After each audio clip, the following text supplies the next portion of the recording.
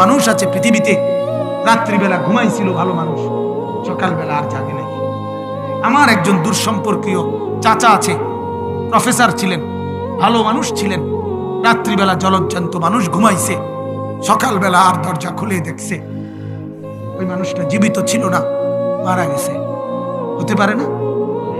হতে পারে কিনা বলেন না? আজ মাঝে মাঝে মন চায় আল্লাহর বান্দা মুসলমানদেরকে বুকে জড়ায় ধরে কাঁদি যে বাপ কেন এত ভুল করছেন, আল্লাহকে কেন এত নারাজ করছেন? যার বিবি বেপর্দা, আপনি আল্লাহকে কত পরিমাণ নারাজ করাচ্ছেন। যার স্ত্রী, যার মেয়ে বেপর্দা, আপনি আল্লাহকে কি পরিমাণ নারাজ করছেন বলে?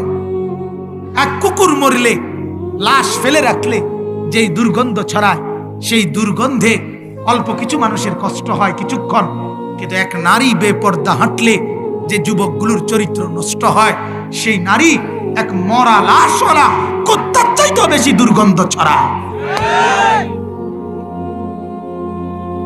কুকুরের দুর্গন্ধ এত বেশি ছড়ায় না, বেপর্দা নারীর দুর্গন্ধ যে পরিমাণ ছড়ায়।